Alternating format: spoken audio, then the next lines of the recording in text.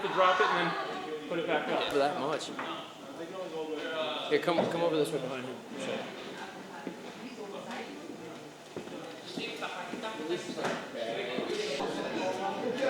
On my camera, smile.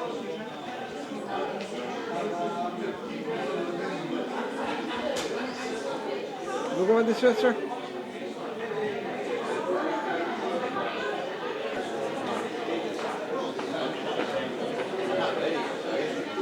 No, not yet. Go ahead. Go ahead.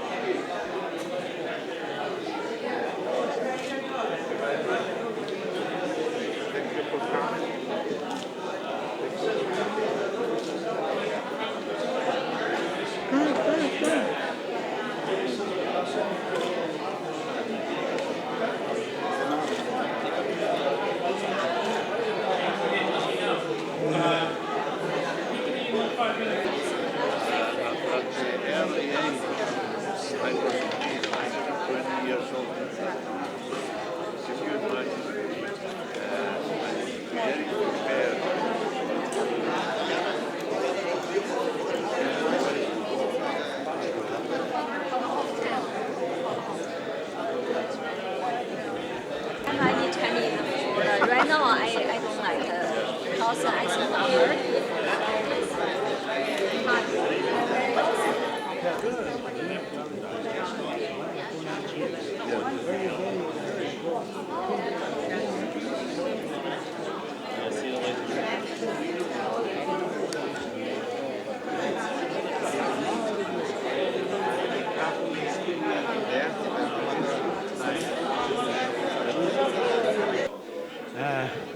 Today, May 18th, 2008, we are invited in this Hellenic Federation of Societies in Astoria to be decorated for OSS achievements to the people who had really done so much during the war, the Second World War.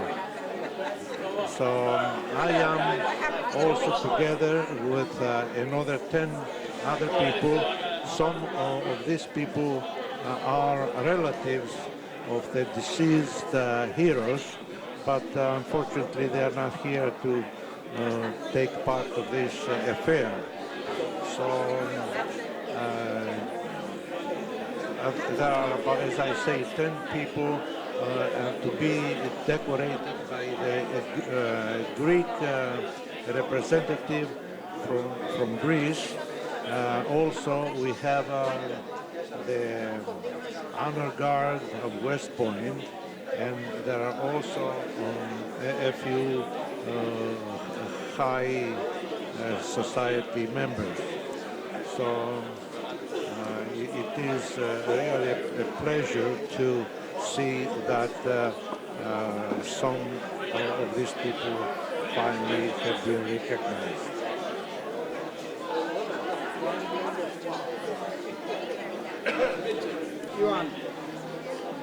My father, Steven Statharos, he served in the OG2 in the OSS.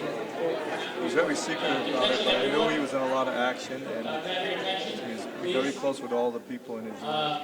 Everyone just take a seat for a moment. We're going to have What they've done was come up and say a few words. among miraculous things they did. Before we get started. He has to be somewhere at 2:30, so he'd like to say a few words. Thank you. If everyone could just take a seat. Thank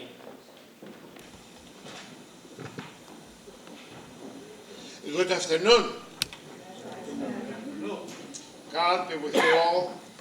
I just received a message from the Father Apostles to come here and just say a few words, because I see that you people have celebrated something we should all know from the history of particularly Europe and Greece. I want to ask you forgiveness because I do not know exactly what's going on. I just received a little message down there. the words I would say, what would it be? Just thanks for doing something we should all do and know, and appreciate and remember all of those beautiful people that work for the freedom, for peace. I guess that's what it is. So we all have to know that history. I've been part of that history because I left Greece, 61, and I was a young man when I hear the bombardment of all of those places. I live in that country. Is nothing else I would say. I am surprised, but I see you beautiful, wonderful people wanted to do something very, very important for our history, for our memory. I have written a book, well, some of you might know. It's called The History of the Community of St. Demetrius since 1927. And there is a history which represents all of these fine, nice, wonderful people working for the good. I want to thank you just for being here on behalf of our community. I wish I knew everything so I can talk to you a little more about it. Please be standing now so we can say some words and bless those people who work for the peace. Ελέησον ημάς ο Θεός κατά το μεγαλειό σου. Δεόμεθά σου επάκουσον και ελέησον. Have mercy on us, O God, in your goodness. We pray to you. Hear us and have mercy. Lord, have mercy. Lord, have mercy. Kyrie eleison. O God, the spiritual of all flesh, who overcame death and vanquished the devil and gave life to your world. The same, Lord, give rest to the souls of your departed servants who have served for the peace in the world. Place them in a place of light, in a place of happiness, in a place of peace, where there is no pain, sorrow, and suffering. Gracious and merciful God, forgive everything committed by them, whether by word or deed or thought, for there is no man who lives does not sin. O Lord, have mercy on them, and have mercy on us, because you are the resurrection, the life, and the repose of your departed servants, O Christ our God. And to you ascribe glory, to the Father, Son, and Holy Spirit, now and forevermore. Ελέησον ημάς ο Θεός κατ' το μεγαλειό σου, δε μεθάσου πάνω και ελέησον. Ότι σύ η Ανάση ζωή και η μακριά ανάψη αυτόν, Χριστέ ο θεσιμότητα. Και στη δόξα να πέμπουμε το Πατρί και το Υιό και το Αγίο Πνεύμα, νυν και αεί και της αιώνας των αιώνων. Χριστός ανέστη εκ νεκρών θανάτου θάνατου πατίστες και εν της μνήμης ζωή χαρισάμενος. I want to thank you again on behalf of our community that you have done something we all should know. We all should be informed a little before, so we prepare ourselves in our community. Ευχαριστώ πολύ. Thank you all. God bless you all. Thank you, Father. God bless you.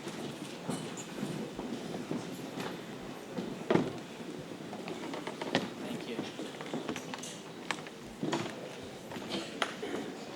I'm going to call Councilman Peter Valone Jr. up to say a few words before we begin the proceeding today. Mr. Valone.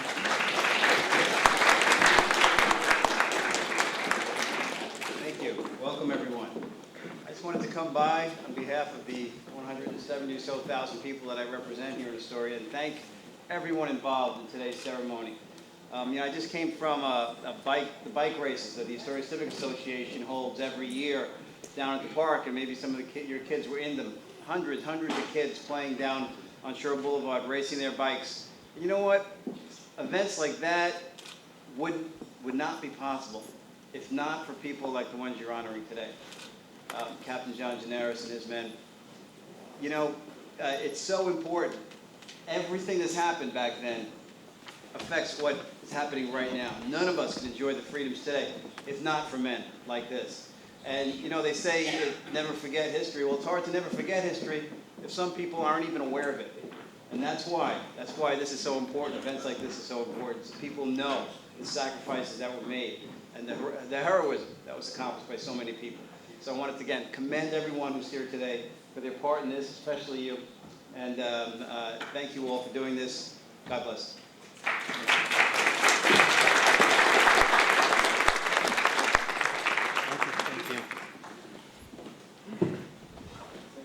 Ladies and gentlemen, I'm going to ask you all to stand as we have the West Point Military Police Color Guard post colors, and the ceremony will not end at the end until they take the colors down.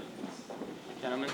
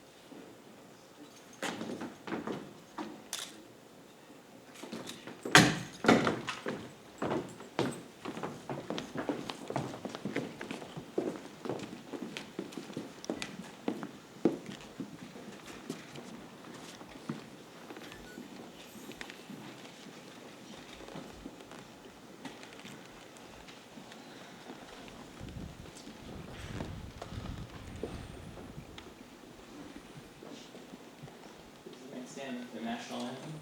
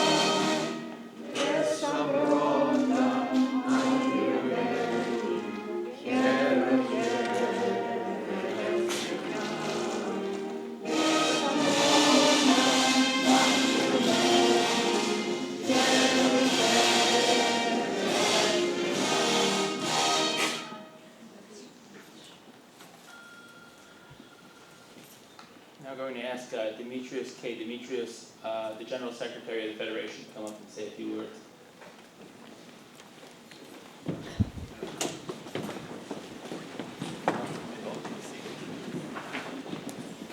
It's been an honor for the Federation to co-sponsor this event.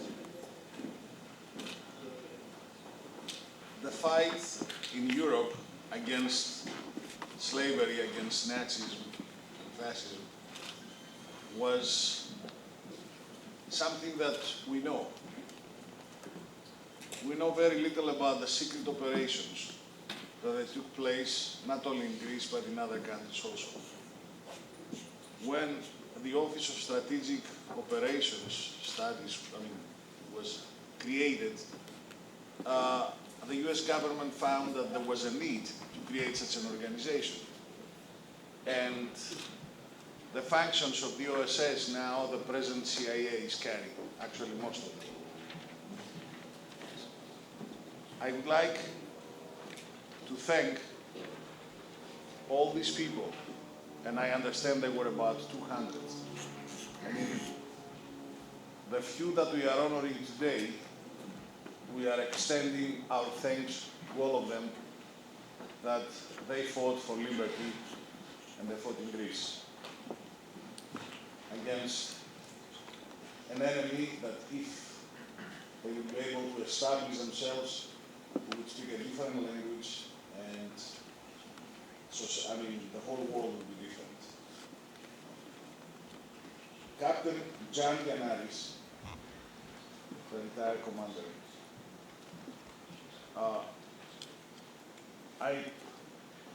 I'm really in front of him and for his services. And thank you for all being here, to the Federation of Hellenic Societies. And I believe the rest of the event will make us understand quite a few things. And I just saw the General Consul of Greece, Giannaris, just walked in.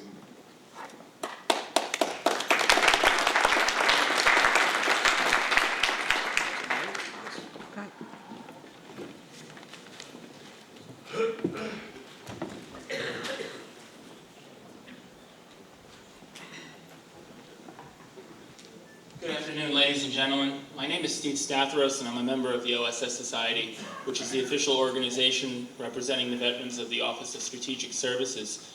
From a very young age, I've had a deep personal interest in the history of the OSS and an even deeper respect for the men and women who served in the OSS. I'm also a lifelong resident of Astoria, New York, so it's a privilege for me to bring an event related to this subject, which is dear to my heart, to the community that's also dear to my heart. We're here today to honor a brave group of Greek Americans who volunteered for a very dangerous mission to help liberate their ancestral land from a brutal German occupation. During this occupation, there were executions throughout the countryside, there was famine, and the children of Athens were starving to death. My own grandmother was brutally tortured by the Gestapo at the age of 17. In light of all of this chaos and danger that existed in Greece at this time, these brave men volunteered despite the fact that they were told to expect 90% casualties, which was a virtual suicide mission. But these brave men did not hesitate to answer the call for both the United States as well as Greece. Of the 1,000 who volunteered for this mission, only about 200 were left standing at the end of their rigorous training at Camp Carson, Colorado. Those that remained were split up into 8 teams, groups 1 through 8, and inserted into German-occupied Greece in 1944 to fight the Germans alongside the Greek resistance. Today we are here to honor the men of the Greek American operational groups and to issue the Bronze Star to the men of Group 2, which operated in the Lamia region. We are privileged to have here with us today Captain John Giannaris, Alekos Orkos,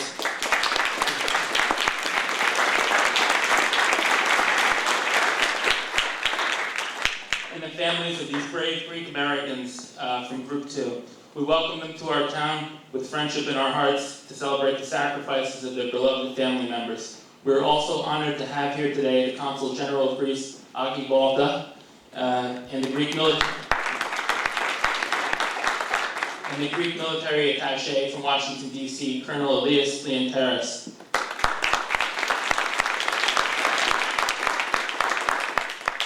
Later in the ceremony, Colonel Giannaris will also be awarding plaques to all of the men, including Gus Velios, who served in OSS Greek Operations Group 5, as well as Helios Dundoulakis, who served in the resistance on Crete and later became an OSS spy in Thessaloniki. Let us open the ceremony today with a reading of the names of the Group 2 members who have passed away, read by Daphne Constantinides.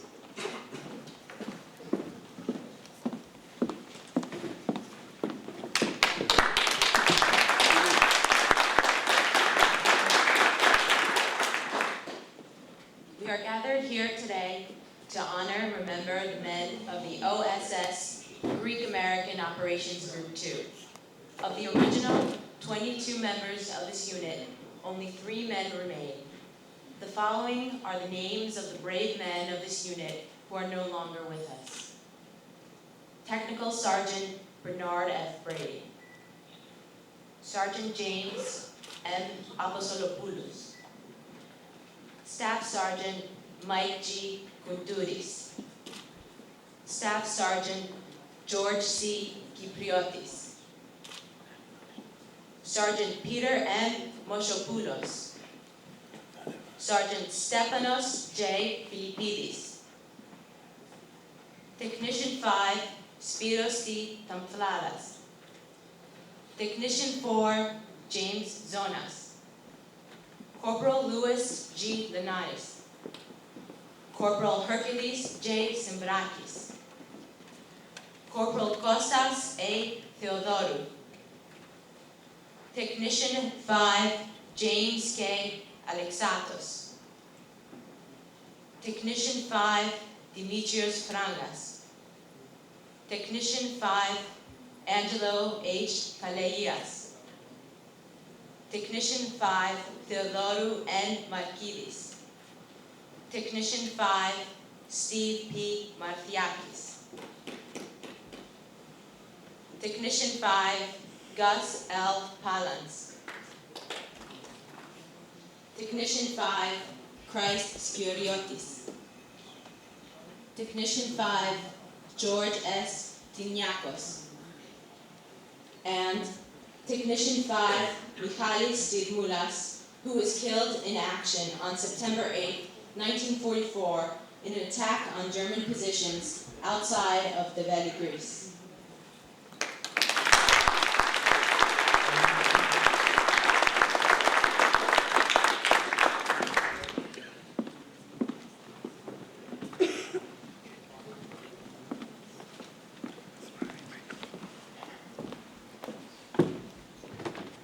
Ladies and gentlemen, we're also pleased to have here today Congresswoman Carolyn Maloney, who I'd like to invite up to the podium to speak.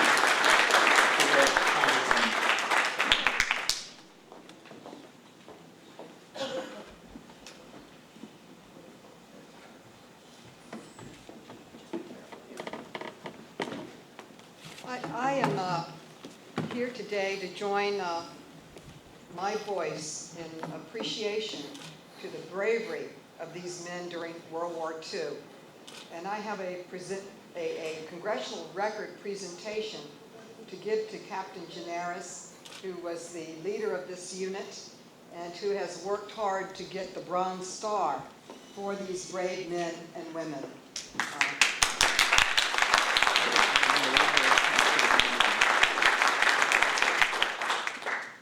I'm not going to read the congressional record, but the congressional record is the history of our country, and it is kept in the Library of Congress. It is the proceedings of the floor of Congress, and I will put this in the record and then add to it from the additional information that I learned today.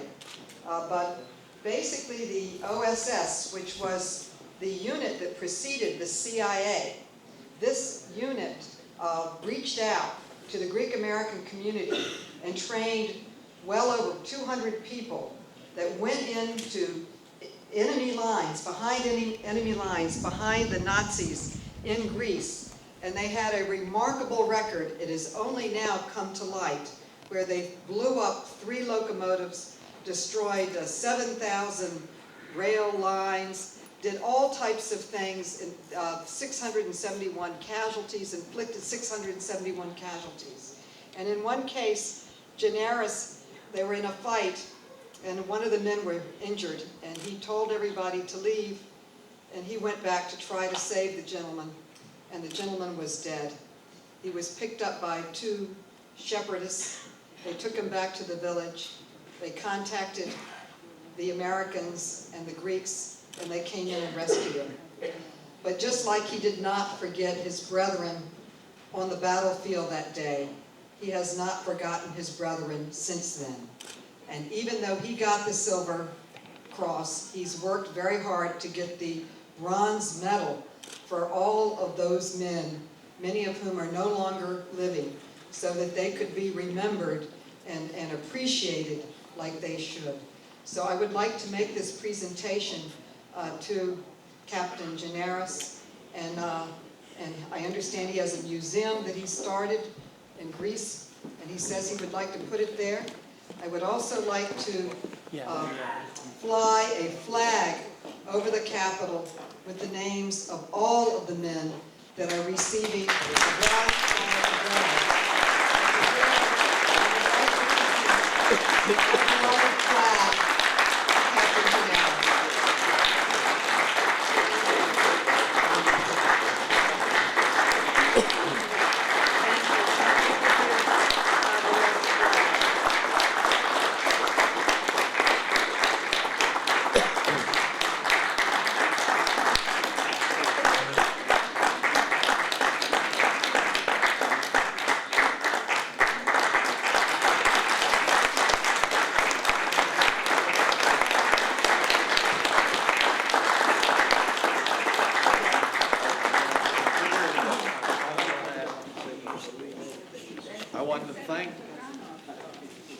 I would like to thank the Honorable Congresswoman lady from this district for this, and I'm going to tell her right now, I'm not going to keep it. I'm going to put this in the museum that is being formed by the citizens of Rumeli, where we were based.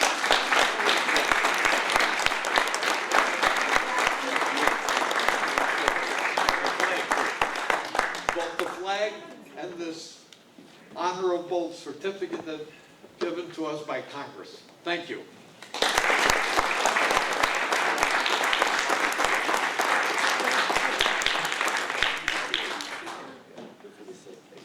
Let me carry those flags.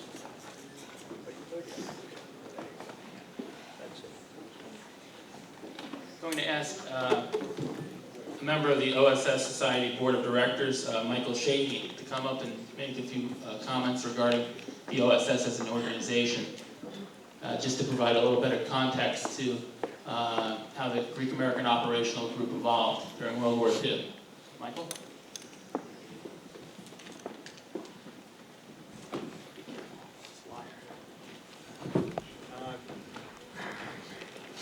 Greetings. My name is Michael Shaheen, and I am a lineal descendant of a member of the OSS, my father, John Shaheen. Like many of you, I'm a lineal descendant of those who served during World War II. You can't hear me? I'm sorry. I'm not going to discuss the Greek operational groups. I'm going to leave that for later in the ceremony. I'm not a public speaker, so I'm going to read a script. The Office of Strategic Services was created by Franklin Delano Roosevelt in 1942. Can everybody hear me? Okay, good. No.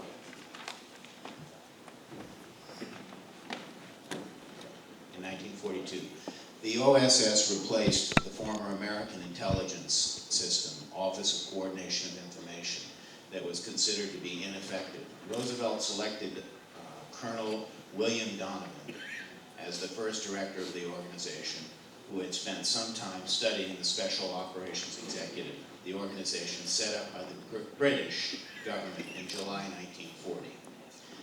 The OSS had the responsibility for collecting and analyzing information about countries at war with the United States. It also helped to organize guerrilla fighting, sabotage, and espionage. Some senior U.S. military figures disapproved of the OSS and General Douglas MacArthur refused to allow the organization to operate in the Philippines. Bill Donovan was given the rank of Major General, and during the Second World War, he built up a team of 16,000 agents working behind enemy lines. The growth of the OSS brought conflict with Hoover, who saw it as a rival to the Federal Bureau of Investigation. The OSS was disbanded in October 1945 and was eventually replaced by the Central Intelligence Agency. Today, there is the OSS Society, which is primarily made up of lineal descendants and veterans of the Office of Strategic Services. The Office of Strategic Service, the Society of the Office of Strategic Service, celebrates the historical accomplishments of the OSS during World War II, the first organized effort by the nation to implement a centralized system of strategic intelligence spearheaded by the legacy of Bill Donovan. The Society has been a veritable who's who of military, political, intellectual, and social luminaries, and the best and the brightest from the nation's universities, including Bill Casey, Bill Colby, Arthur Goldberg, Julia Child, Sterling Hayden, Ambassador Richard Helms, Paul Mellon, Dylan Ripley, and Arthur Schlesinger. The OSS Society and its predecessor, the veterans of the OSS, have sponsored, organized, or participated in events and programs such as the presentation to the Society by Hugh Shelton, former chairman of the Joint Chiefs of Staff, and by General Wayne Downing, former commander of the USS Special Forces. Presentations of the prestigious Bill Donovan Award to Bill Casey, Bill Colby, and President George H.W. Bush, Presidents Reagan, Admiral Lord Mountbatten, Ralph Bunche, and Margaret Thatcher. The OSS Society publishes a quarterly newsletter that is made available to the public through the website, osssociety.org. I'm going to close with some comments by a speech made by William Donovan on June 25th, 1942. Espionage is not a nice thing, nor are the methods employed exemplary. Neither are demolition bombs nor poison gas, but our country is a nice thing, and our independence is indispensable. We face an enemy who believes one of his chief weapons is that none but he will employ terror, but we will turn terror against him, or we will cease to exist. I'm not going to discuss the OGs because there is the Greek OGs, because the ceremony will address that shortly. All right. Thank you very much.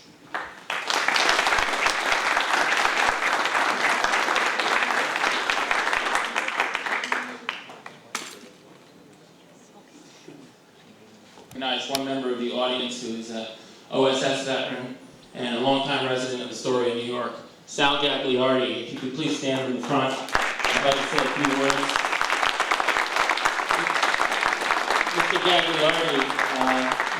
Mr. Gagliardi is a member of the community board here in Astoria for many years. Sal served with the U.S. Army on the Italian front, where he saw fierce combat with the U.S. 5th Mountain Division.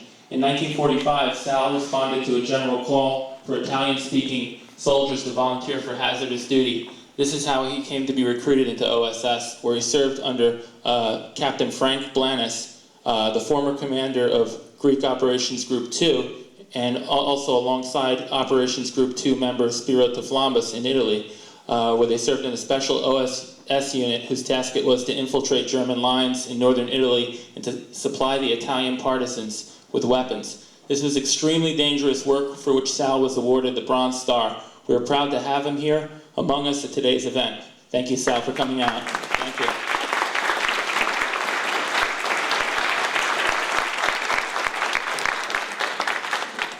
I'd like to ask Colonel Maroulis of the U.S. Army to step to the podium on behalf of the American Hellenic Institute to introduce the film that we're about to see on the operational groups.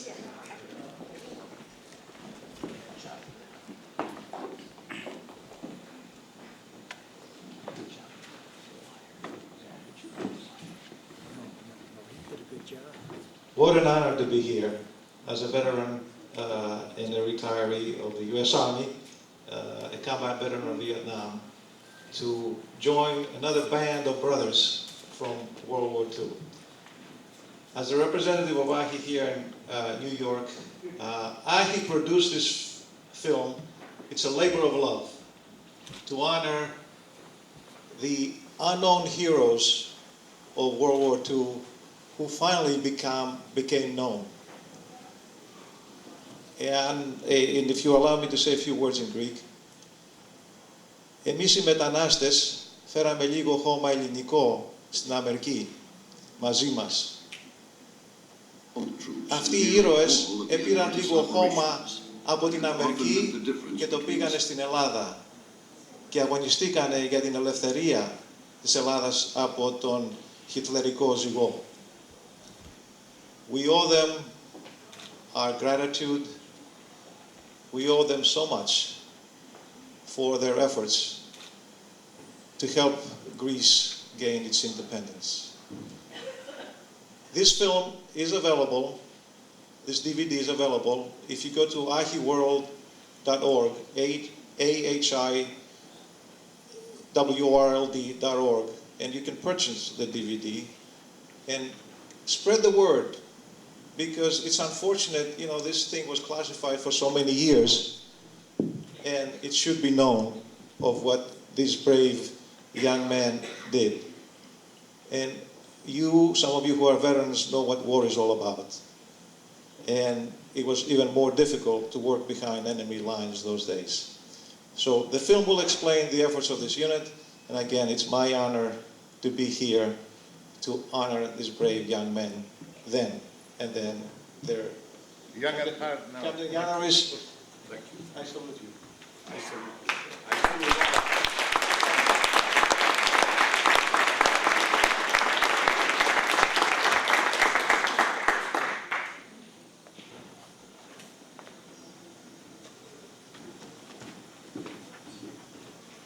All of the Antarctic operations.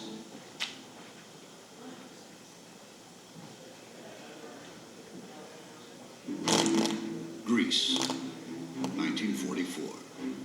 The German army's brutal occupation has worn on for 3 terrible years. During the summer and fall, the Nazis are desperately trying to reposition troops and supplies out of Greece to defend against the D-Day invasion underway farther north.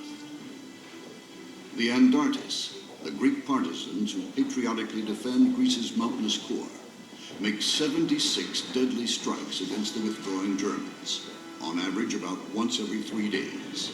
Over 1,800 enemy are killed or wounded. Miles of roads, track, and bridges are blown up.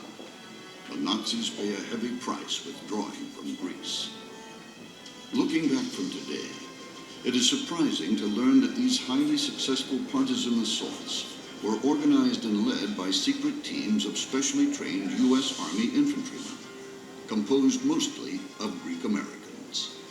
They were known as the Greek American Operational Groups, the OGs.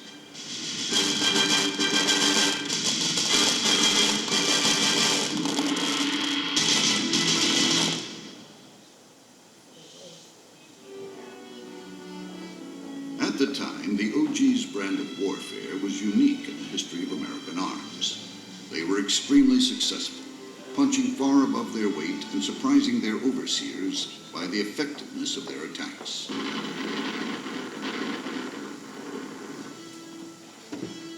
But today, their sacrifice and success are practically unknown. The Greek-American OGs had their origins in the Greek Battalion. Organized in January 1943, this Army infantry unit was originally intended for service in Greece.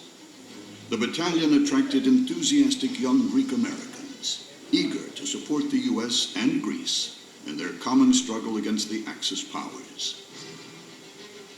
Now here's the best of 2 worlds. We can fight for the American Army, and we can go to Greece and fight Greece for our parents' country. And it was very important to us. The battalion was based at Camp Carson, near Colorado Springs, commemorating 122 years of Greek independence. it was officially called the 122nd Infantry Battalion. The battalion's commanding officer was the first Greek American ever to graduate from West Point, Major Peter Demosthenes Klenos. Like his Spartan ancestors, Klenos was tough. For the Greek battalion, he wanted only the fittest men, men who could survive without any comforts and operate effectively in Greece's rugged mountains. My interest was to be number one. And this is the reason that I worked them so hard. This is the reason I drove them. And it worked, because the reputation got out.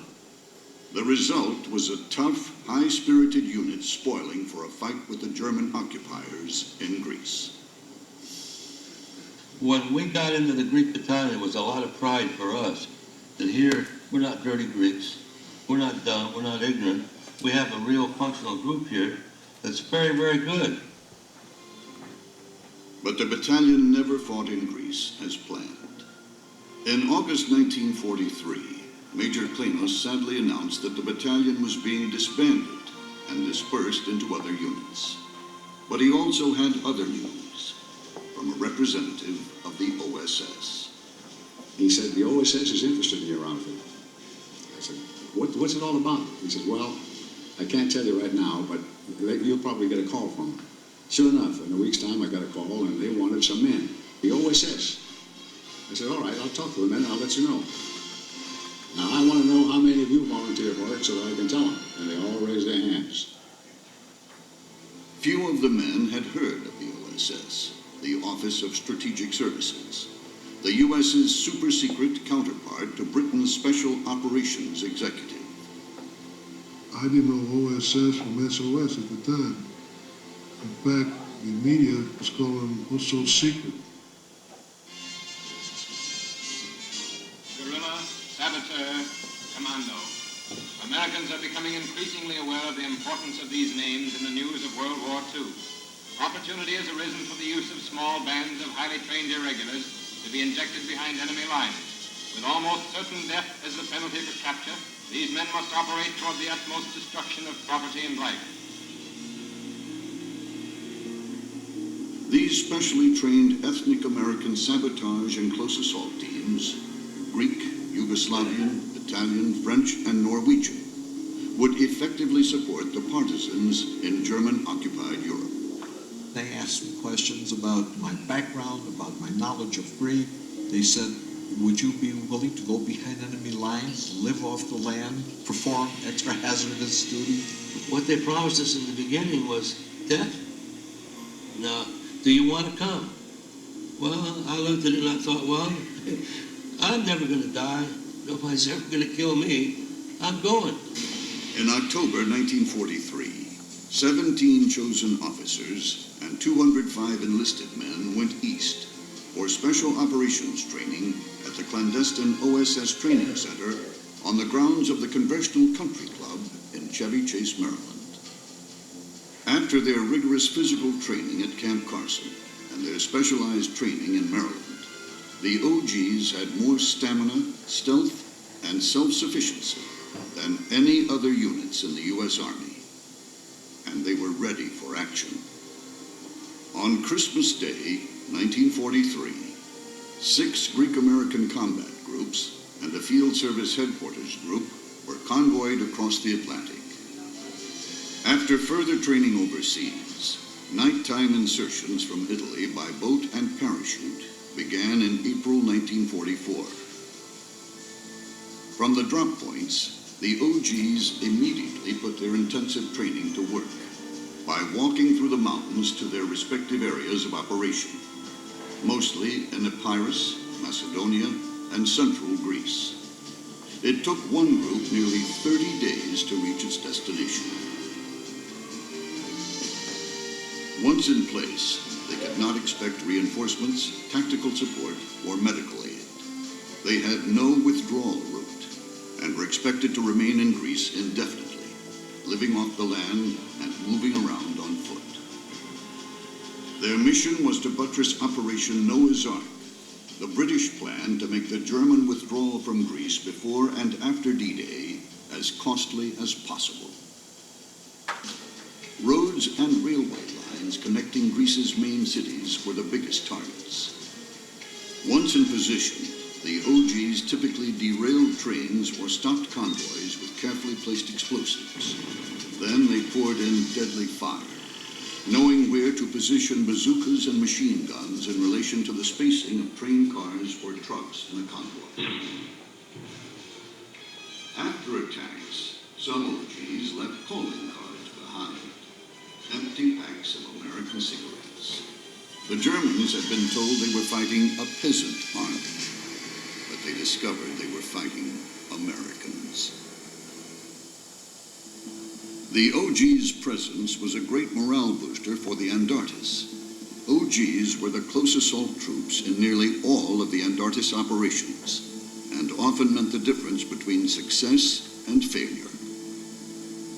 Apart from the death and damage they inflicted, the OG's assaults wore on German nerves.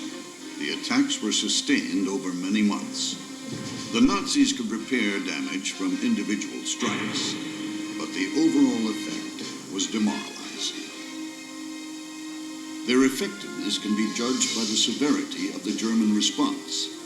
Even though the OGs deployed in uniform, an illegal Wehrmacht order directed that they be slaughtered to the last man if captured.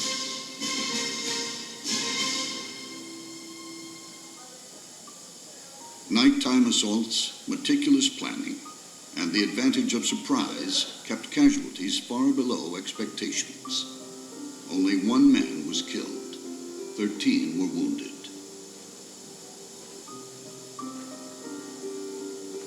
With their mission complete, the Greek-American OGs were withdrawn from Greece at the end of 1944, and they were officially disbanded a year later. The records of their actions were then sealed for 40 years. Because they operated autonomously in their respective areas and did not have access to their records, many of the OGs never learned the extent of their effectiveness against the Germans.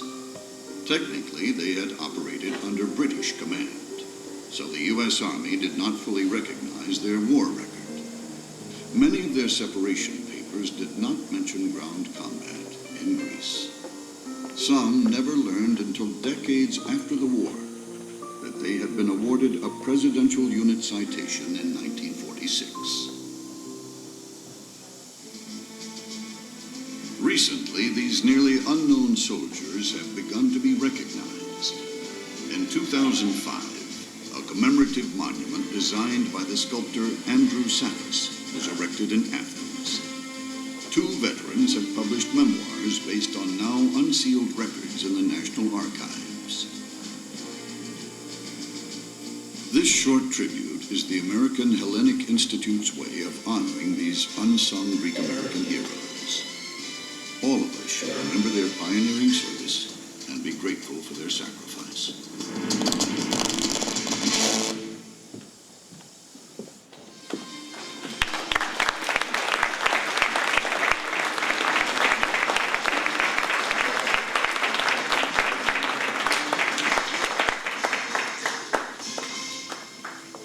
I'd like to ask Captain Giannaris. Oh, sorry. How do you stop that?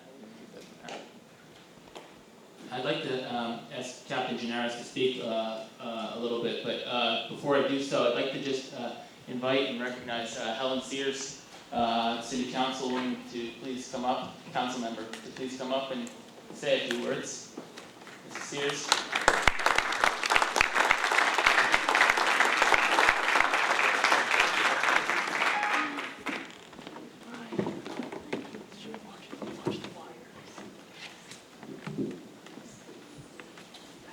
Good afternoon, everyone.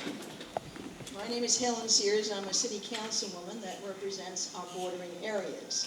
So Astoria and the Greek community has always been a part of my life. So I'm very grateful that I was invited to be here today.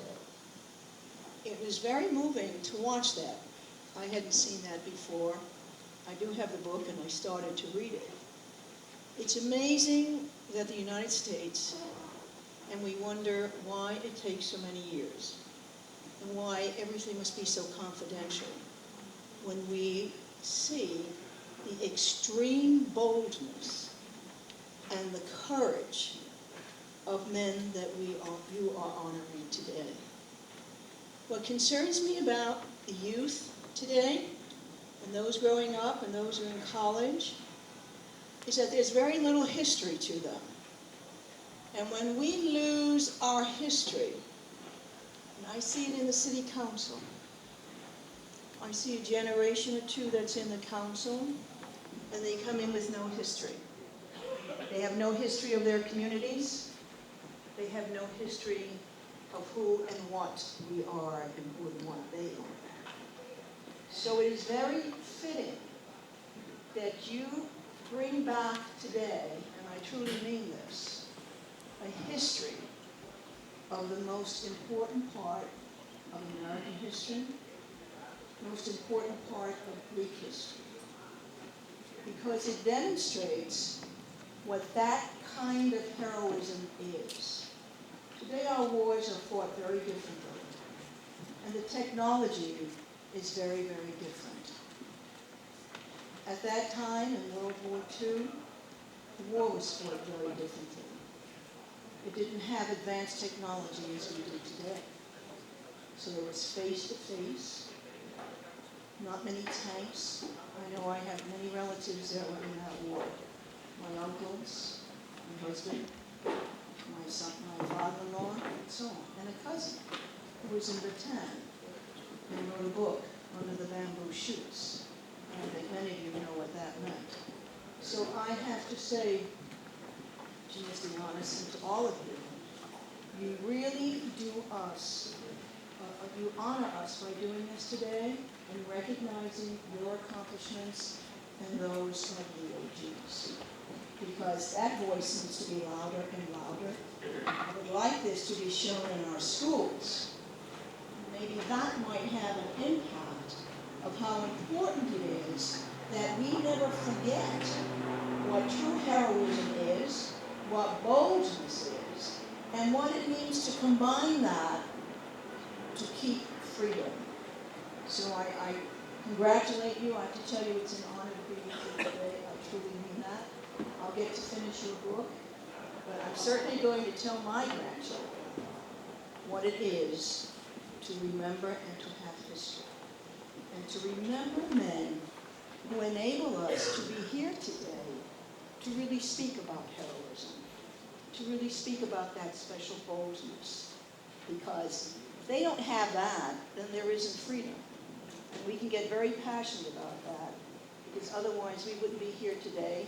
Those records would still be confidential, and we would know very little about what you have done so that we could be here today. Thank you very, very much.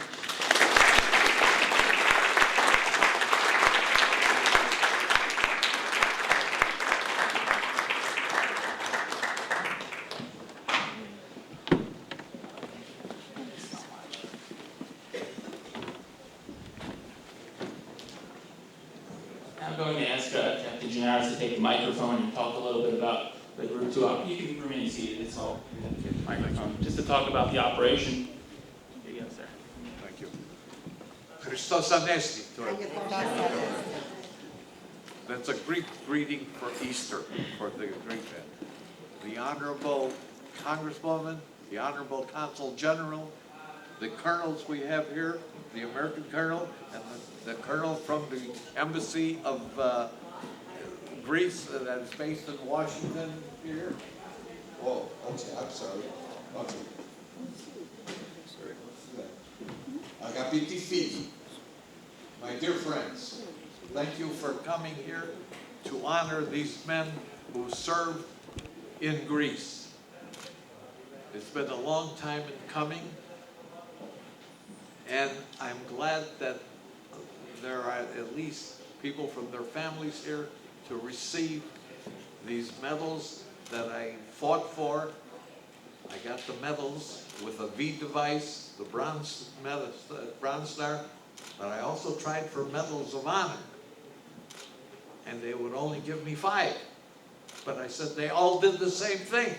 I can't leave the others behind. But hopefully, in the future, that something might be done. And I also want to tell you that when we went to Greece, Group 2, I was the commanding officer. We were there to serve without tactical support, without supplies, without any medical stations, without any route of withdrawal or exit date. We were there for the duration. And tell you honestly, I never had a brother growing up. And these men, to me, were like brothers. It was like a brotherhood. And if it wasn't for those fine men, certainly, who made the officers look like heroes, it was the men that did the work. And I appreciate that, and I want the families to know that. And I'll tell you about one brief thing that happened in one of the operations when the Germans burned out the villages, and we helped save about 200 evacuees, and we brought the evacuees up into our base in the mountains. And this one young mother had a little baby that was newborn, maybe a month and a half old, and couldn't be fed by the mother. She had lost the ability to feed her child. We gave her some milk and a little sugar in a handkerchief, and it was getting a little nourishment, and she started crying. And I asked her, I said, "Why are you crying?" She says, "He's not baptized."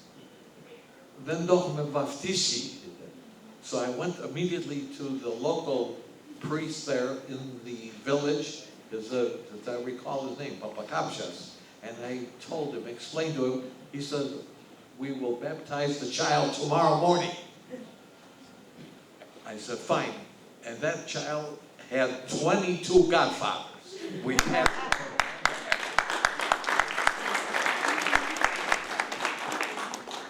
I just wanted to give you a little part of the human interest.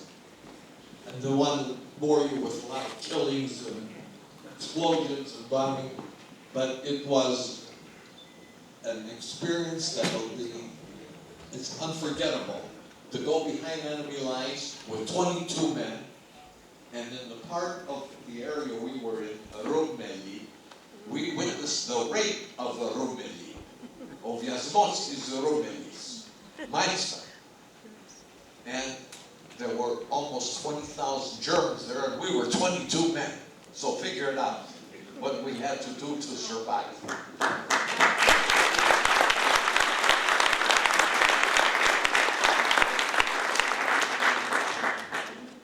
And I'm glad I could get these medals, and I want to thank Steven Statharos and for his efforts.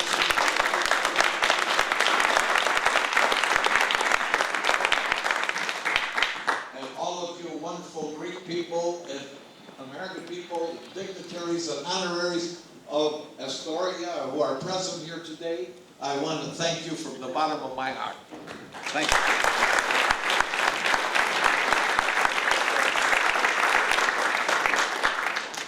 I'd like to call next for Colonel Elias Leonteris, the Greek military attaché from the Greek Embassy in Washington, D.C., to come and present honors to the families and to Captain Giannaris.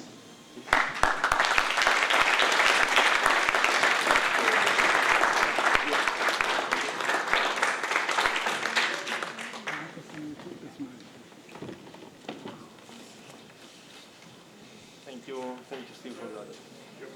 Honorable, sorry.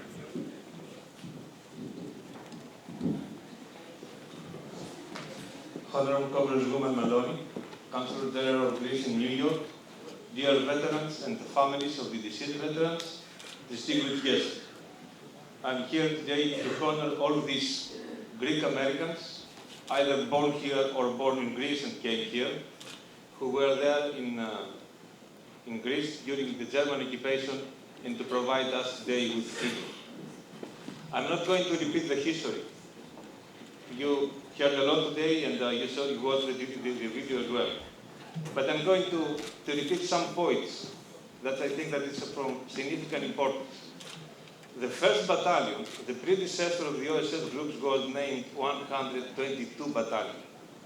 And these Greeks decided to name it that way in order to mark the 122 years from 18 to 81.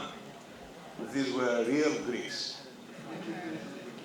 The second one, that was not mentioned, during the training in Camp Carson, President Roosevelt, together with the Chief of the Army, of the United States Army, visited them in order to review them.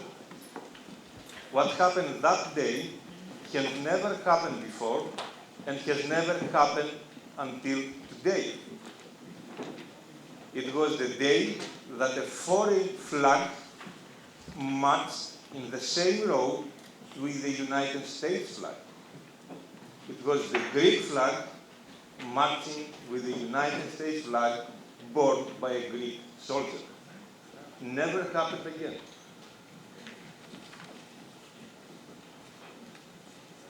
The other thing that I want to mention also is that this battalion never deployed to Greece. There are different reasons for that. What sounds more logical is that one that says that no US unit at the level of battalion was allowed to deploy in the Balkans because Balkans was under the sphere of the British. And that was the reason why the battalion did not play there. Am I right, sir? Correct. Thank you. Then you heard a lot of the history. Now I'm going again back to what we did for them. The history was secret for close to 50 years.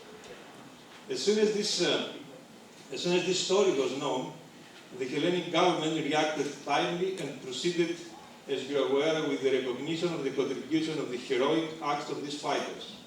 A statue, sculpted by Alex Sapas, was erected at the Greek Army Park in Athens, and it was unveiled by then Minister of National Defense, Spilios Spiliotopoulos, in May 2005. Some veterans and families attended the event. Spilios Spiliotopoulos also presented to the Greek US veterans a Greek military medal and affirmed, I quote what the minister said, American volunteers had fought together with Greek resistance for the liberation of Greece. The actions of the Greek-American volunteers express in general their contribution in all our nation's struggles and exemplifies the attachment to modern Greece with the ancient values and ideals of our Hellenism. We consider our Hellenes abroad as one of the most important contributors to our nation's strength. In difficult occasions, they continually contribute valuable services to our nation. The DVD that we watched before, it was the first contact for me with that story. I was one of them who did not know anything what happened that period of time, although I'm a leader. So I noticed that date, May 2005, our Minister of Defense unveiled the statue. And then I came in Washington, D.C. a year later. In one of the events of the American Hellenic Institute, I watched the same DVD, and that was the second touch. And I said, now it's time to do something for them. I proposed to the Defense General Staff that I'm going to initiate this effort to record all the veterans, all the families of the veterans. The General Grapsas, who was at the time and still is the Chief of the National Defense General Staff, approved. His Excellency, the Ambassador of Greece in Washington, D.C., Alexandros Malias, endorsed, and he supported me a lot, and we organized the first event last November. We mailed some invitations. We received some 13 replies, 11 of them made to be there in Washington, D.C. We had them there for 3 days. It was the most emotional period of my life. We saw people to meet each other after 63 years. We saw Ligizos, I don't remember if you remember. Angelo Ligizos, who learned 63 years later who moved him from the place where he was moved to another place. He did not know who did that. So, and a lot of other, say, things like this. What?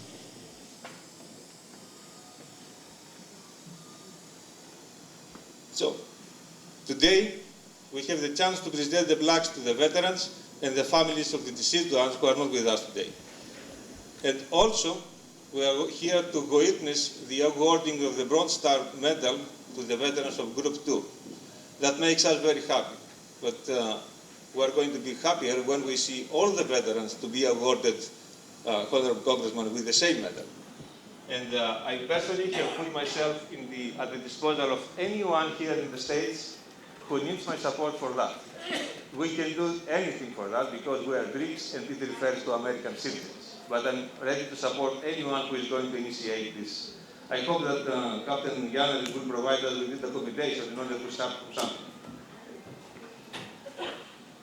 Together with this plaque, you will also receive a copy of the letter that the Chief of the Hellenic National Defense General Staff has mailed to all veterans. It is the letter with the date dated in November 2007. This letter is going to be given in the future to all veterans who are going to be recorded. You are also going to receive the congressional record which was issued on November 17 for the occasion. It's from the Congressman 10.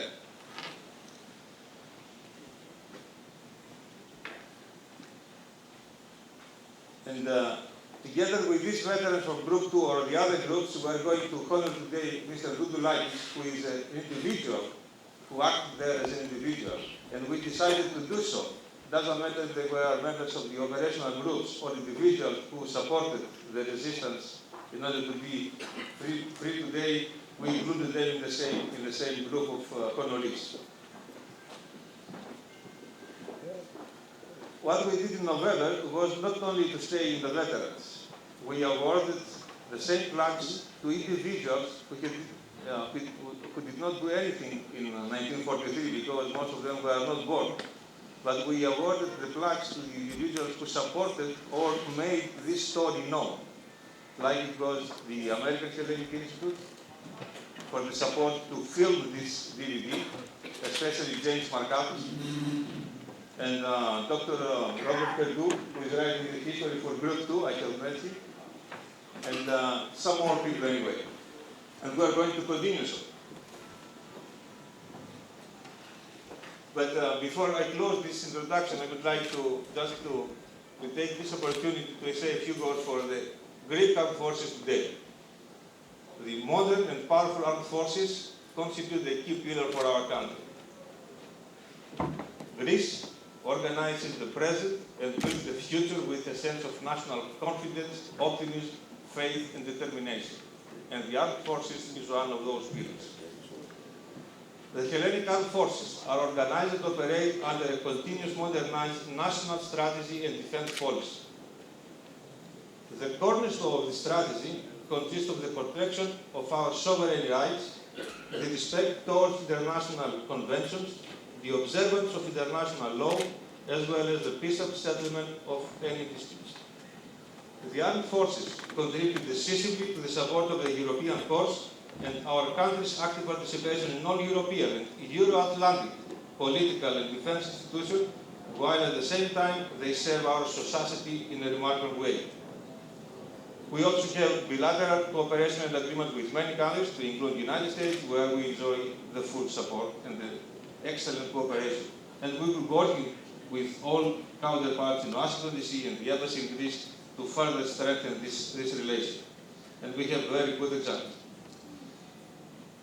Coming to the end, what we did in November and what we are doing today, dear veterans and families of the veterans, is the least that we can do for you. Please accept this flag as a means to express our gratitude and pride, the pride of you. Please accept it as a token of honor for you and a way of confirmation that we are being taught by your example, Captain Giannaris. We, the current generation of the Hellenic Armed Forces, want to assure you that we are working hard in order to keep our beautiful Hellas as a free and economically powerful country in order to be appreciated by friends and respected by enemies. doesn't matter the name. At this point, I would like to ask my assistant, Sergeant Giorgos Statharos, Staff Sergeant Giorgos Statharos, to read the letter of the Chief of the Hellenic National Defense General Staff. And then I would like Congresswoman Maloney and Controller General to join us in the podium to present the plaques to the veterans. Lieutenant Colonel Nicolaides would also support us doing so. Thank you again, Steve Statharos and the organizers of the Federation of the Hellenic Societies in Nigeria. Thank you all for being here today. Thank you very much. Can I make a correction, please? You mentioned that I was individual. I was on SI of OSS, I was American soldier. Yes. Now, you say that you are going to honor me as an individual. Yes. I don't You want, acted- I you don't acted want together. it to be called individual. No, no, no. OSS had SI, which are the spies, SO, saboteurs, and OGs. So please, not call me individual. No, I call you OSS agent. No, you Fighter. said Dundulakis is an individual. I was part of OSS. Yes, that's why I'm calling you. But not individual. No, I said Individual you- were a lot of civilians No. who were taking part No. as civilians. No. I As was an an individual American of soldier. a member of OSS. Individual member of OSS. That is the... There were a lot of civilians in Greece that they were not American soldiers. They only served the OSS. I was an American soldier. Yeah, that I say. We refer to American... Well, the word individual, it just does Okay. not really... We recall control.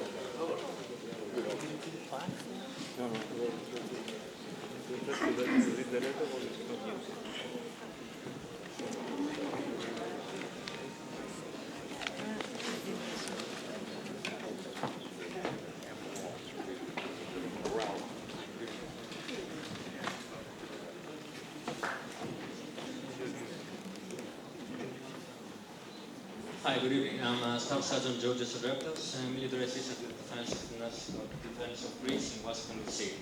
I'd like to read a personal letter of the Chief Hellenic National Defense General Staff, General Dimitrios Graxas. Honorable veterans, it is a real pleasure for the Hellenic Armed Force and myself to honor the American and Greek American veterans of the operational groups which deployed in Greece during the period of German occupation, as well as those that contributed in making this historical event known to the public. Therefore, the presentation of the Hellenic National Defense General Staff plaque to each one of you attaches significant importance as it reflects your heroic actions. The organization of 122nd Greek American Battalion, the training, the restructured to C Company of 27th 61st Special Reconnaissance Battalion, and the deployment under adverse conditions behind the enemy lines in the homeland of Greece are henceforth known and invoke admiration and appreciation.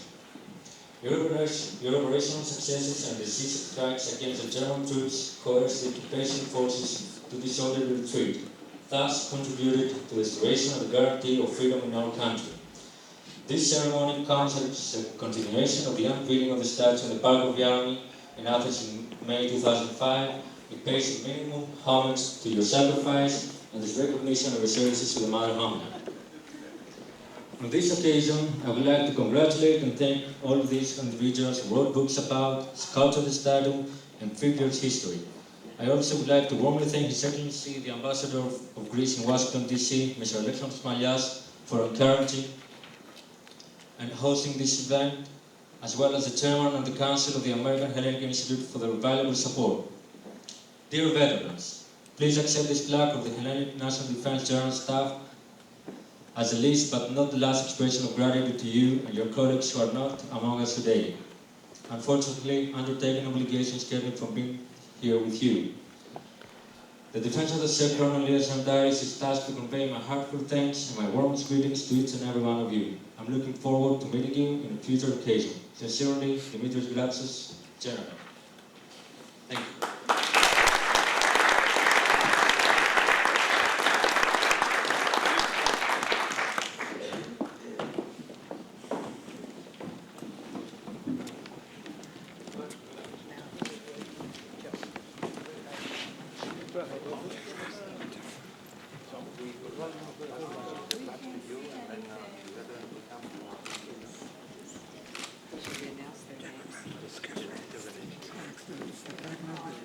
Captain John Giannaris.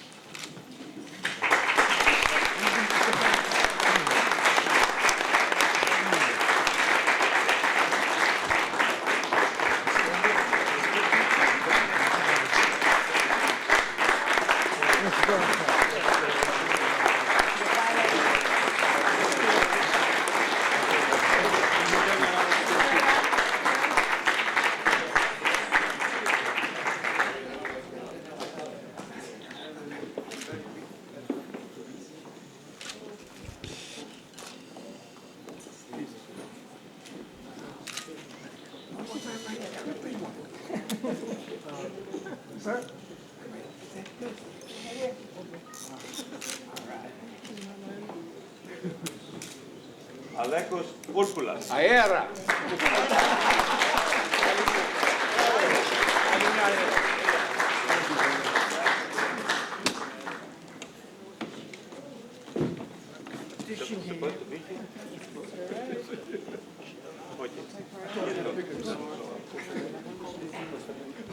Next one. Gas Velhos.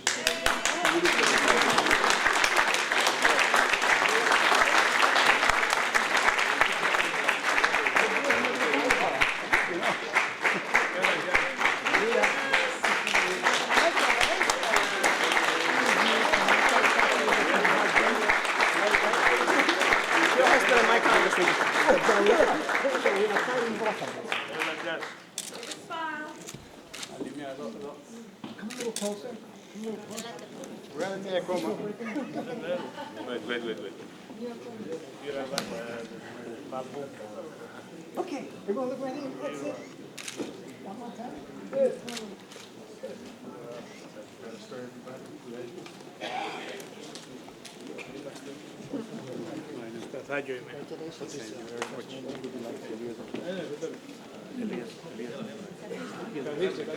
Elias Dondoulakis.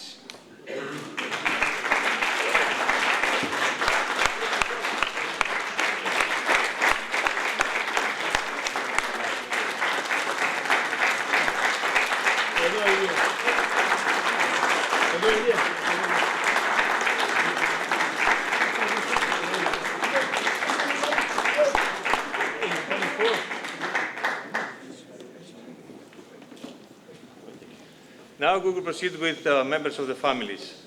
Representative of the family of Peter M. Moskopoulos.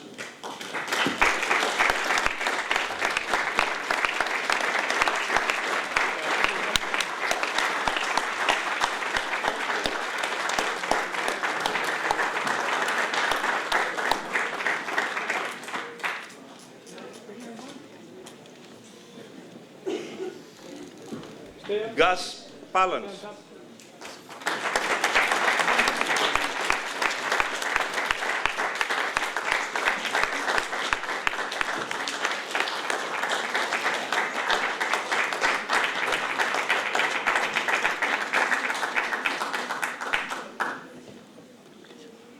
Οικογένεια, family of Spiros Taflabas.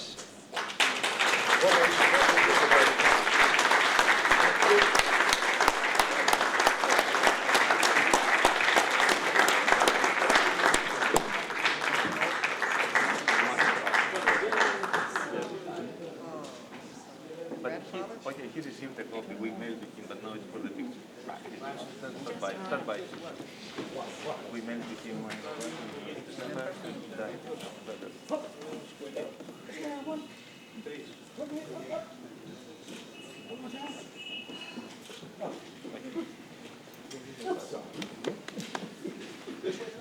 James Alexatos.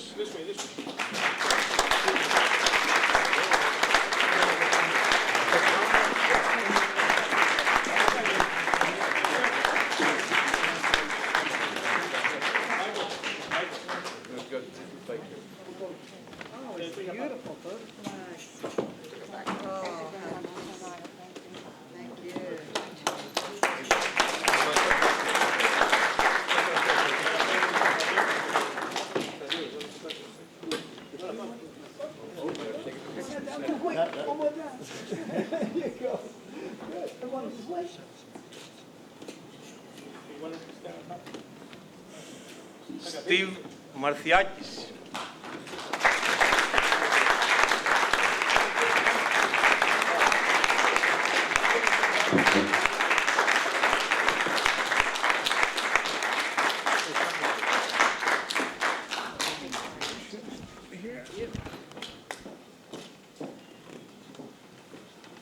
And George Piniakos.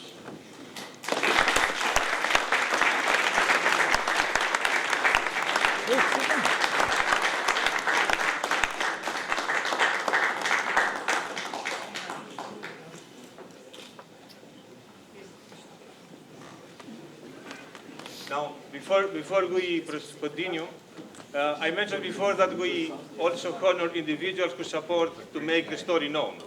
And we consider that Steve, yeah.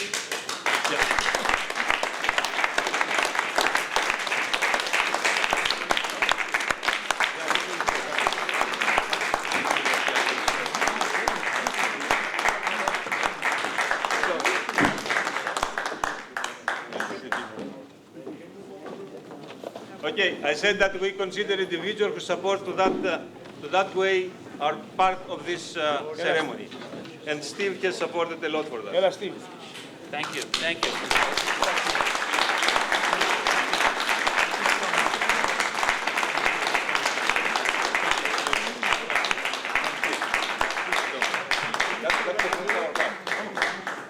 Θα βγάλουμε τη φωτογραφία πρώτα. Βεβαίως. Carolyn, can I have you sit on the other side? Κύριε Μπαλτά. Εσάς θέλω στη μέση. Όχι, Can everybody come back, please, so we can do the group?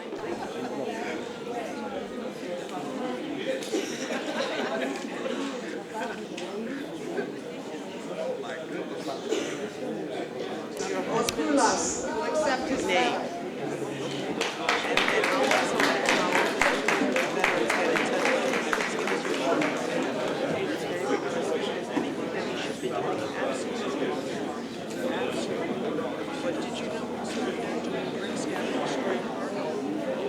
Now presenting the Bronze Star in the Vita Valor. Jason Moshopoulos will accept for his grandfather, Sergeant Peter M. Moshopoulos.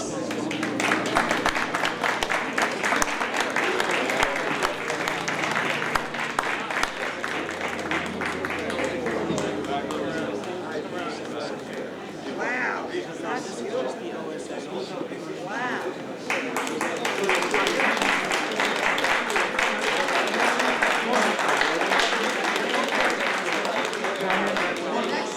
The next Bronze Star will go to Nephew Constantine Andrew, who will accept for Technician number 5, Gus L. Collins. Constantine Andrew.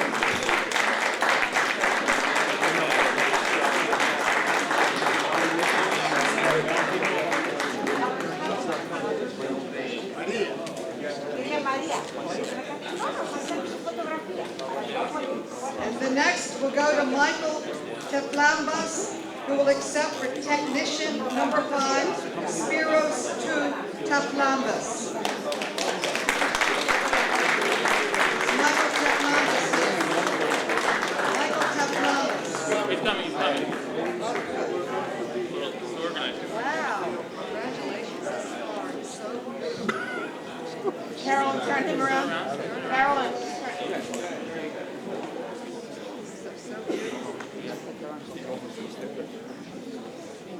The next Bronze Star goes to Georgia Alextos Karalathis, who will accept for her father Technician number 5, James K. Alexaptos.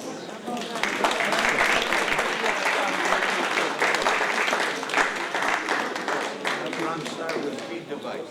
Come that way. I'm going to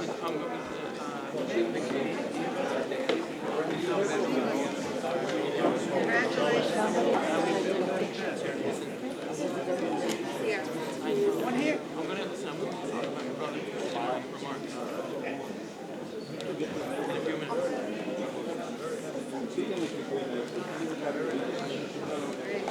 you. The next Bronze Star will go to Steven Statharos, who will accept for his uncle, Technician number 5, Steve P. Magdiakis.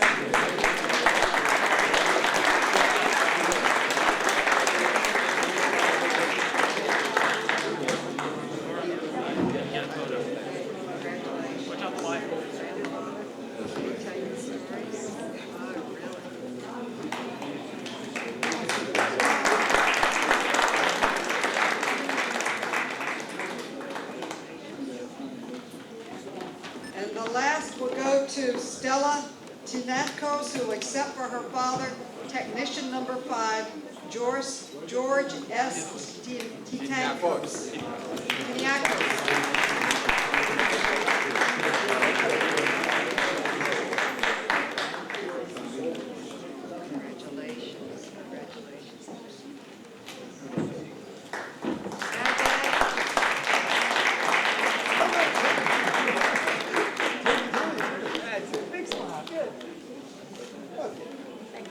Thank you so much. This is so historic, it's so important. I want to work with Steve to make sure these stories get into the veterans' history and the congressional record where they keep the oral history of important people who were part of World War II. It's been very moving. Thank you.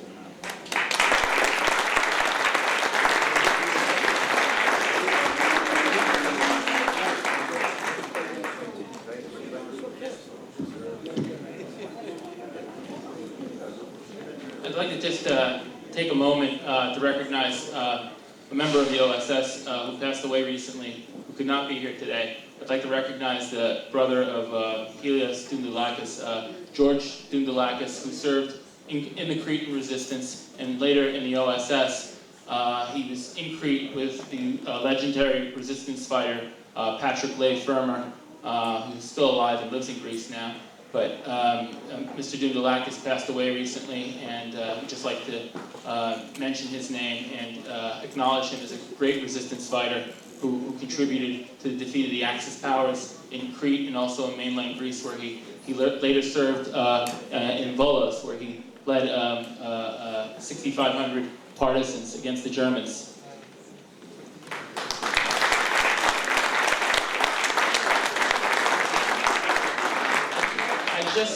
I'd just like to close with a few remarks, if I could, and then I'll excuse everybody because I know we've been sitting here for a while. I want to address the families directly for a moment.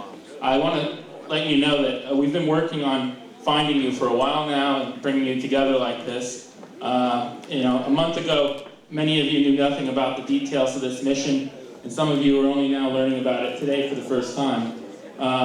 A month ago, none of you knew each other, and today you're all here together to share the common thread in your lives, that your loved ones lived together, trained together, and were willing to die together in Greece in the summer of 1944.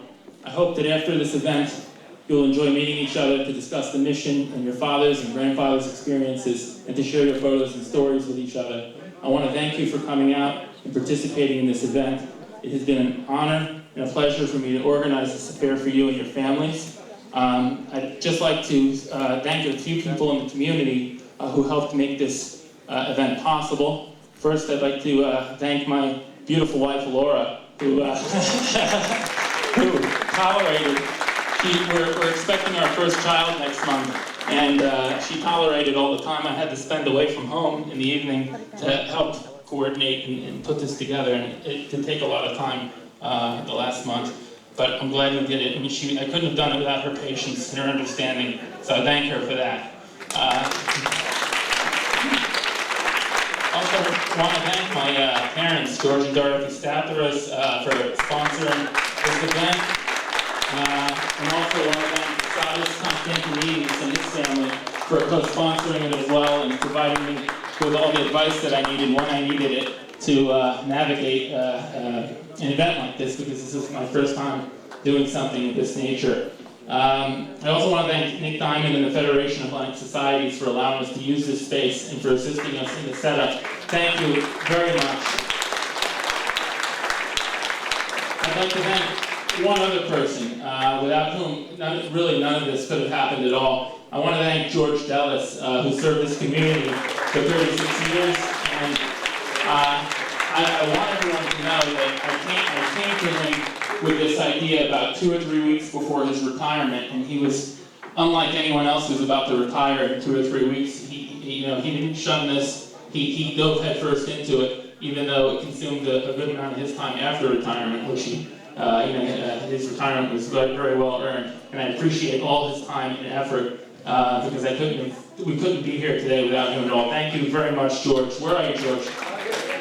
There you are, George.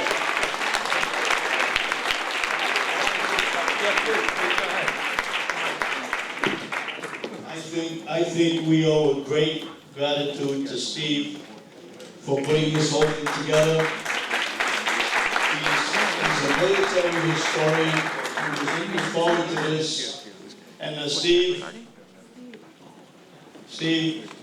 thank you very, very much on behalf of the community, on behalf of those that you've honored. You've done a great job, Steve.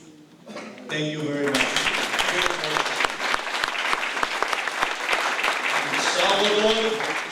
Salvador Gagliardo is 93 years old. Come on up here, Sal. I want you to see a really exceptional guy. Sal was the commissioner of city planning.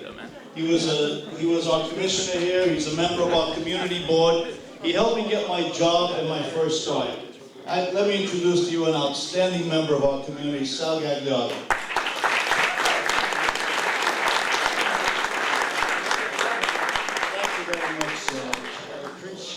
Appreciate this. I'm not much of a public speaker, really. I'm not much of a public speaker. Right now, I'm very nervous for this wonderful praise that I've been getting today. I don't know whether I really deserve it or not. But I lived in Astoria, a Greek neighborhood, since 1941. I met a girl here, and I married her, and we've been here ever since. And this Astoria is becoming better and better because of shall I say, the Greeks. They've been here, they improved this community very good.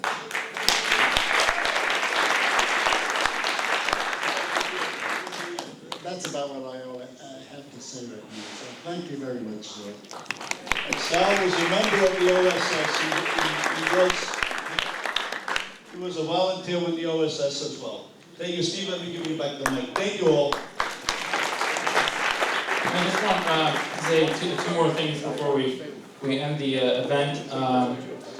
There's an event at the Cretan House. The Cretan House at 4 o'clock to honor the Battle of Crete for anyone who's interested after this event. Oh yeah, you want to say? I'll let you speak now. Well, okay. Let me give it to you now because I'm almost done and I'd like to be last.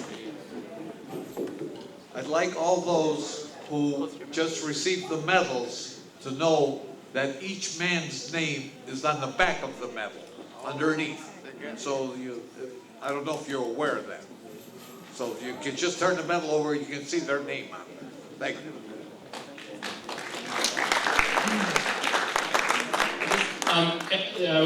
I'm about to close the event, but before I do, I just want to let everyone know that after the event, there's going to be 2 veterans here signing their books, and I hope everyone would consider buying one, because these are real books by real men who make real sacrifices in the field of battle, and I encourage you all to consider purchasing a copy. And I invite everyone to stay afterwards. We have sandwiches and coffee and pastry as well. So please stay and mingle for a while. We'd love to mingle with everyone. Right now, I need to ask everyone to please stand while the West Point Color Guard removes the colors. Thank you.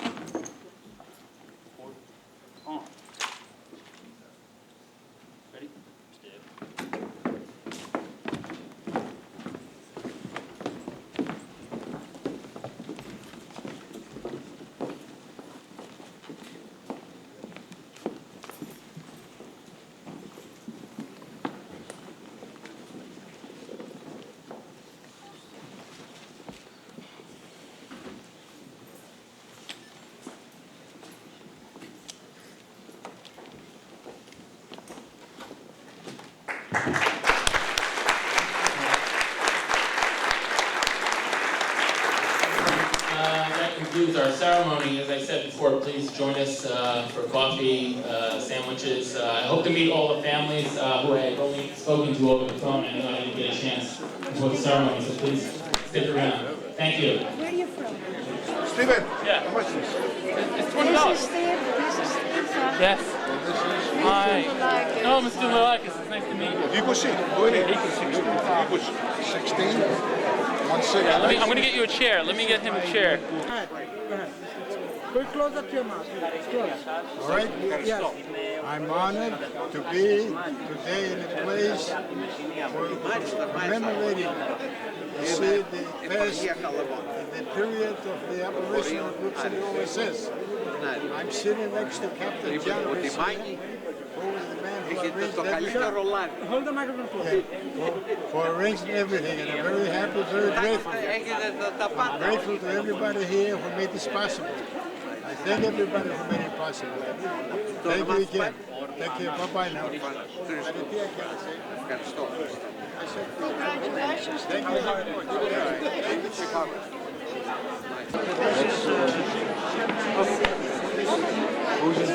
$20, I think. This is Giannis. Yeah. This is. Who's responsible for taking the money? I don't know. He should be here. He's up there. He's up there still. This is mine. Who's taking the money for it? Spy. I'm buying it. No. Now we're going to start. No. Where's the man now? He can't take you as much.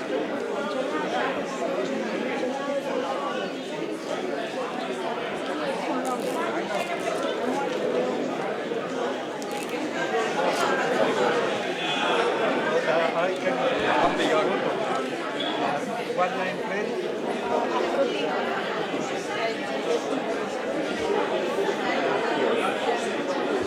This is in English now, right?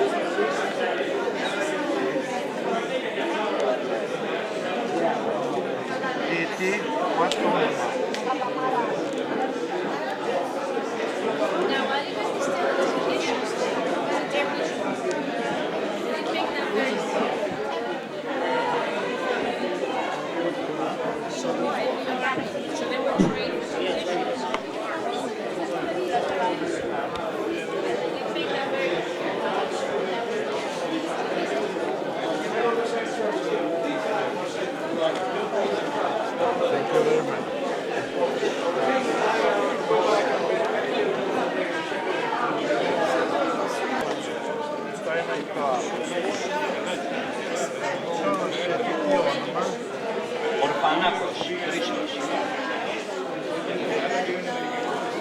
Στα εγγλέζικα τότε.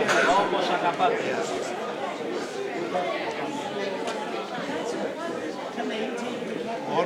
Χρήστος Ορφανάκος, Από κριτικός είστε. Έχει και εκδήλωση για τη μάχη της Κρήτης. Στην Ομόνια μετά. Ναι. Ίσως στα Αποστολιά. You go next to your husband? Go ahead.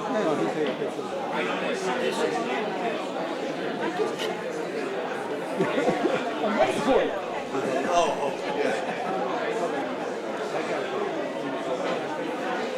I was looking for that. Yeah, I'm David. I'm going to say something about Dad. Picture. First things first. Customers go Δώστε μου first. το πεντάρικο να σας δώσω και ένα μονό. Να είστε καλά. Ευχαριστώ πάρα πολύ. Και συγχαρητήρια. Συγχαρητήρια.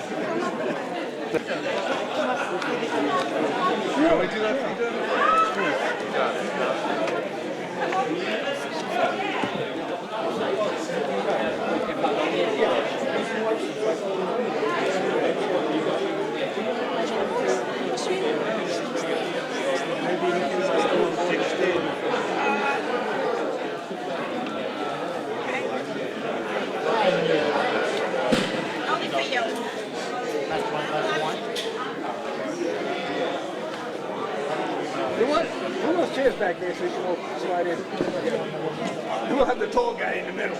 What did you open this? I want to also.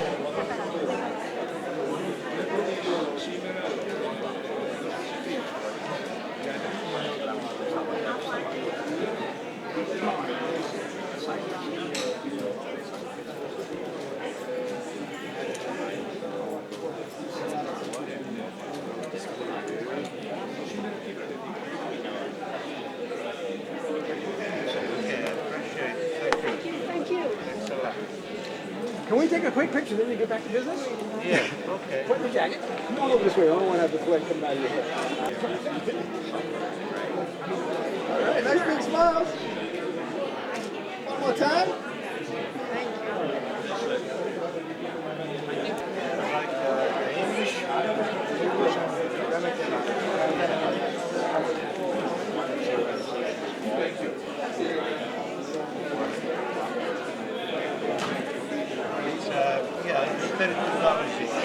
I mean, no, two.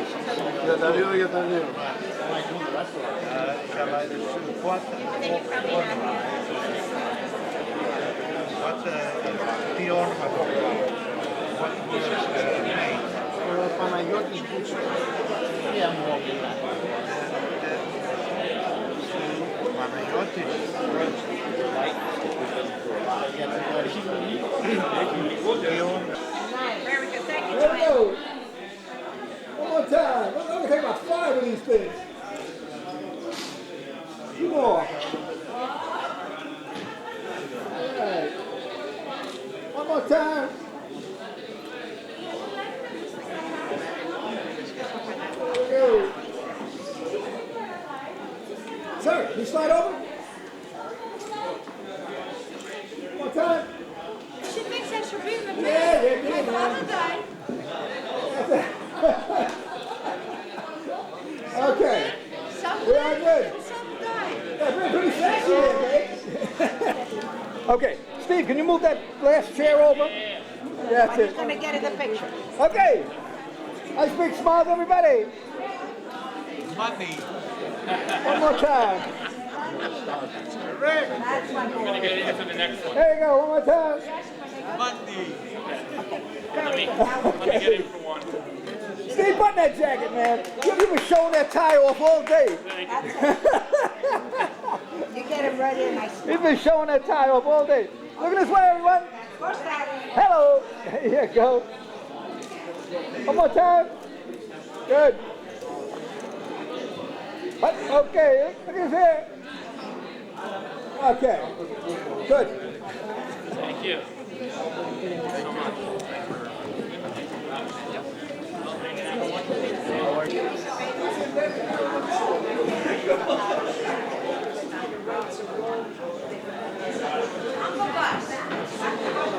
That's enough of this stage.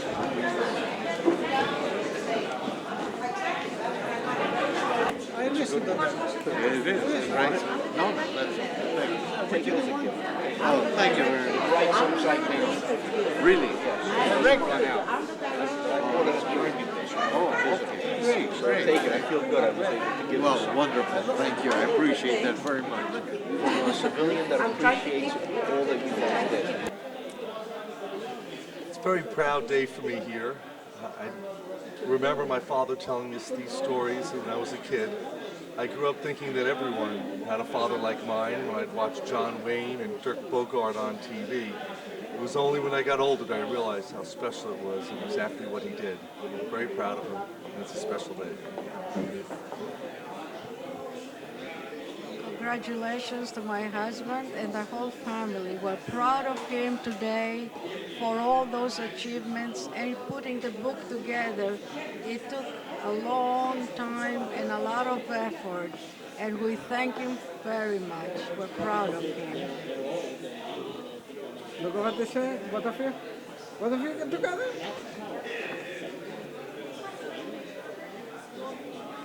Go ahead. Can I start, you mean? Yes. Today, they are honoring people of OSS, which actually OSS had two main divisions. One was the OGs, which most of these people today they were. And I happen to be on SI, which means that Secret Intelligence Section of OSS. Now, what that SI is really, I am explained in my book, which is called I Was Trained to Be a Spy. Now, the difference between SI and OG, OG really you could summarize as saboteurs. The people were going to different areas, helped by partisans also, and attacking and destroying German installations. SI, in the contrary, it was not an attacking, it was a spy section. Secret intelligence, not everybody could go. First of all, to go, for instance, to Greece, he had to have no accent at all, because he would be living, the individual that is, in German occupied cities. And that's just exactly what happened to me.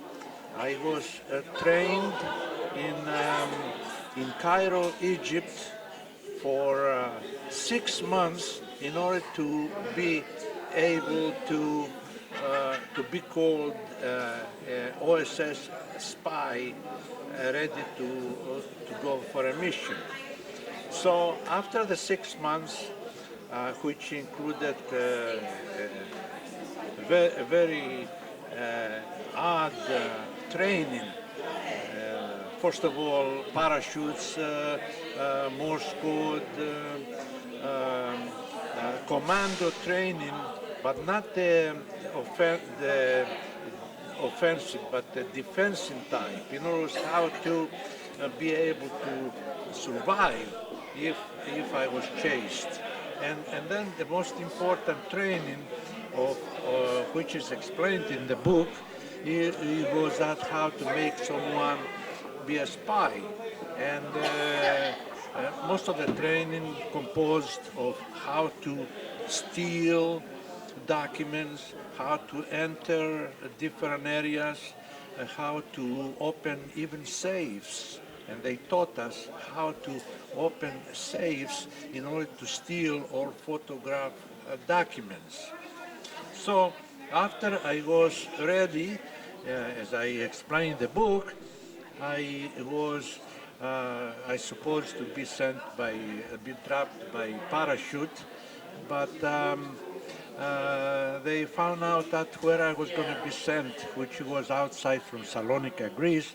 It was the second biggest city in Greece, and most important, even more important than Athens, because all the Germans going north to different new fronts, they had to pass from Salonika. So I was going to be dropped outside from Salonika, but the last moment it says, don't drop him. There are so many thousands of Germans outside in Salonika that no matter where you drop him, he will be caught. So send him fast by a boat.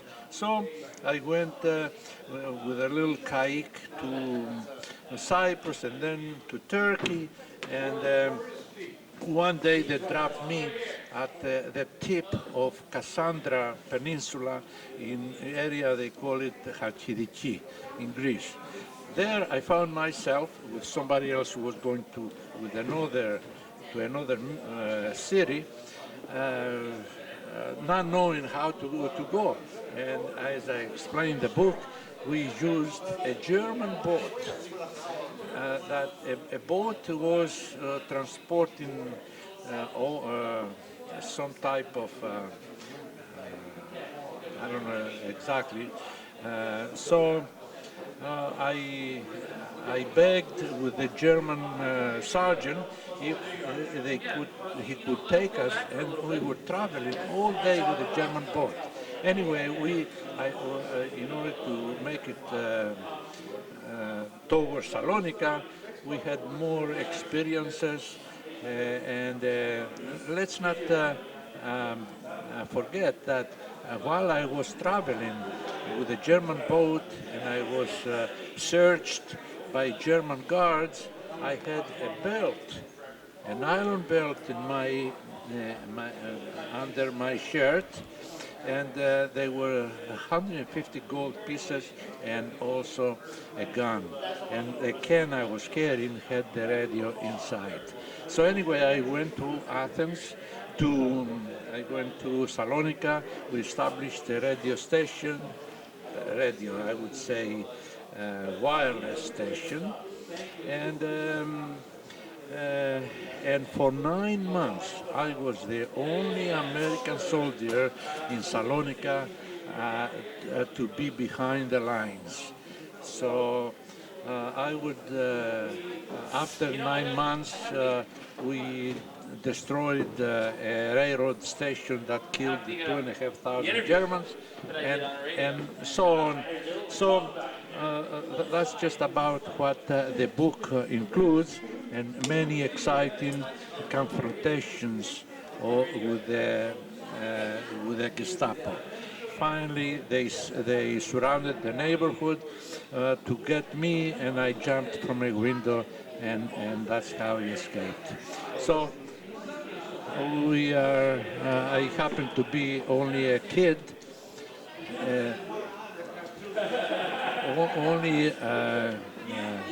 a kid at that time. I was only 19, 20 years old, and I thought everything was a game. So that's about it. We are very proud of what we have done. Thank you. Stay there. Bring it down.